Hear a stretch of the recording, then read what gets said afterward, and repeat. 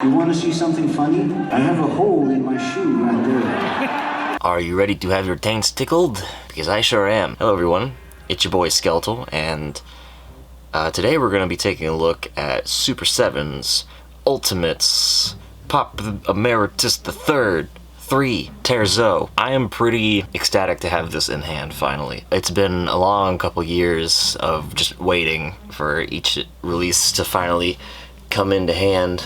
You know, Papa 1, he was great. Papa 2, the face is a little I don't know what's wrong with it. I can't put a finger on it. It looks a little funky. But I think so far this one looks pretty good while it's in the box. Super7 seems to be getting rid of their slip covers on Ultimates releases. You know, it's not too big of a loss because, you know, it's something that just covers up the figure. You want to, if you're in box collecting, you're going to want to show off the figure, right? But I was very confused when I got this in, because I didn't get this directly from Super7. I bought this from Forbidden Planet. So when I got it in a couple days ago, and there was no slipcover, I'm like, what happened here? And then I remembered, I saw somebody just from the Ghost community, not even like a figure collector, got it in hand really early. And theirs didn't have a slipcover either. Because, you know, in the video, they obviously had already opened it, and they filmed it like, oh, wow, I just got it brand new, but the box was already open, you know, so I thought they just forgot to put the slipcover back on. No, apparently that's a thing of the past. We have a black and gold motif going on in the box, as you can see here. Big ol' yellow Ghost logo at the bottom. Ultimates written across the top. Down the side, you've got the crucifixes. Little dot patterns, you know, age is 14 plus, Super7 there top, the kind of Meliora Papa 3 era crucifix. And then you've got this little read up on the back. I'll let you pause if you want to read that. There it is if you want to read it. But the robes come on him. He comes with the mitre on. I know that, aka the hat. I'm a really big fan of the gold and kind of that cream color on his. But the heads are just so top tier with these. They are really good. Probably specifically with this head, once you start looking at the no hat head, it kind of gets a little funky looking. If I can get the camera to focus there. Like something's weird there.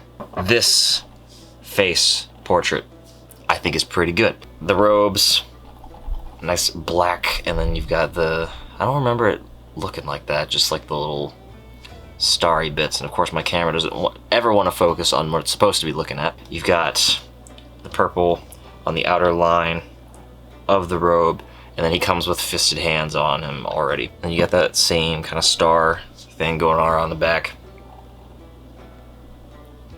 And then the crucifix is on the back of the mitre there. Of course, the robes do have these little Velcro bits on the inside. So there's 2 towards the bottom and then 2 on the top. That's another thing, these things are heavy, so it's hard to get them to stand. So those are there to give it a more closed look if you wanted to. Also to just help control this thing, because they do tend to be a little bit longer than the actual height of the figures. Also to help with that, the robes are wired. So you can do all kinds of, like, if I did that, then it's gonna stay like that, you know. But if I want it to go straight and just kind of lay flat back out, then it'll also do that. It is really weird to actually have this in hand. This is just one of those things where this isn't normal territory for figures, but as time goes on, it's kind of normal for, ooh, I was gonna say metal musicians, but Ghost is into metal, yeah, cry about it. But in that world, because, you know, the metal fans are usually nerds and they are already kind of in the figure collecting scene. So it's becoming a more normal thing for musicians in this world to get figures like this. Like, it's weird having a mini Papa 3 in front of me right now, but it's also really cool.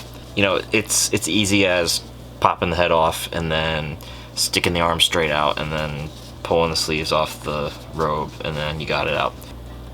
You know, we've got that simple tux look that Tobias kind of adopted with the character, and then would later do a lot with Papa 4, because I can only imagine how restricting those big robes are, you know, compared to just a little suit jackets. Does he have a hole in his shoe? I have a hole in my shoe right there. You've got the crucifix on the jacket right there. That's just kind of tampoed on. This whole jacket bit is a kind of a soft, rubbery overlay. There's not too terribly much to say here. I mean, it's black and white.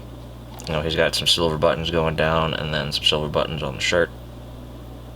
My camera wants to focus. I would love it if my camera did its job. But, you know, that face sculpt, something's a little off to me there. I don't know what it is. But, you know, it's fine. Papa 3 did use a lot of different sculpts, just with the same paint on it. So right here I ramble on a little too long about the different mask sculpts, but anyway, there were many different masks used throughout the Papa 3 era, and some of them I prefer more than others, and this head sculpt used on the figure is more similar to the Papa 3 sculpt I prefer that was used. So yeah, there we go. Alright, let's go over accessories. Let's stand him back here at the portal. That's actually kind of cool, I like that. Oh man, all these hands. Alright, we'll go over the mic stand first. This is the exact same mic stand that we've seen with the other two, except with Papa 1's, I don't think you could do this little number. Or you can take that bit off, so he can hold the mic like that if you want. The actual microphone is removable, so you can have him hold that separately if you'd like. Because at this point, he likes to really get to moving around the stage. And then we've got the Thurible, I think is what these things are called. We've seen a ton of these already. And then, you know, this is the same silver one we've seen before. We've gotten the gold one also. But be careful with these, because the chain has come undone on one of mine. Alright, let me sort out these hands. You like hands? We're gonna talk about hands. Alright, so, you know, he comes with the black pair of fists on him already. But also in the flavor of black. There goes my light. He comes with vertical hinge hands that have grippers, horizontal hinge grippy hands, and then his splayed out quote-unquote spell casting hands, even though we don't really see him doing that except for maybe in that music video. But you know, he likes to go wah. And then when it comes to white hands, vertical hinge, white grippies, horizontal hinge, white grippies, white fists, spellcasty white hands, and this is the best one of all. No doubt about it, he's going to be displayed with this. The kazoo. If for some reason you don't know what this is from, I almost want to not show the clip for context, but I mean, this is just such a fun part of the band's history that, like, it would have been criminal if they didn't do this. And while Super7 doesn't have the best figures around, I really commend them on being nerds and including stuff like this.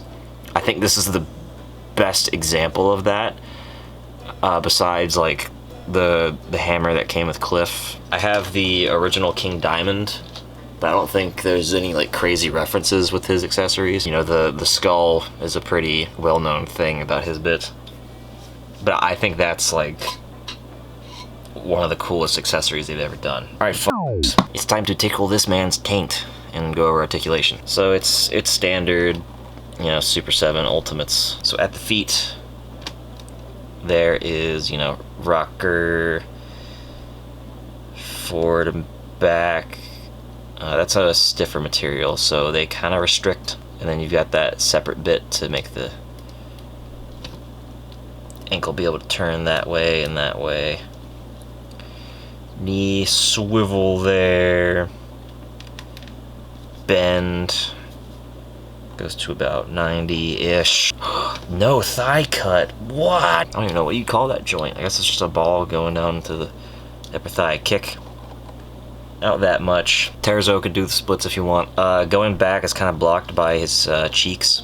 Doesn't really have that much of a dumpy. But yeah, it's solid back there pretty much, so you're not really going to get much back movement. He seems to have, yeah, he's got a little crunch there. It's really tough to move though. Seems to stop there. You don't really get much movement out of that, unfortunately. That was a bad creaking sound. That's there, just so you know. Really hard to utilize though, but you know, it's Papa. He's not going to be doing any Spider-Man type stuff, so it's nice that that's included, but yeah, you don't really need it. Arms, perfectly all the way out. Look at that. Because when he came out of the box, he was in a like straight up T-pose. Arms go out that far, you know, they'll go all the way around. Elbows, you know, 90. We'll go back and forth, you know, like that. Hands, you know, wrists swivel, hinge. Also, it depends on what hand you have. Depends on the hinge. Then, you know, I don't know if they've done this really before, but he has a separate neck. So the neck there will actually swivel and turn. And then there is a dumbbell going down into the neck, coming up to the head. So, yeah, pretty good movement on that head.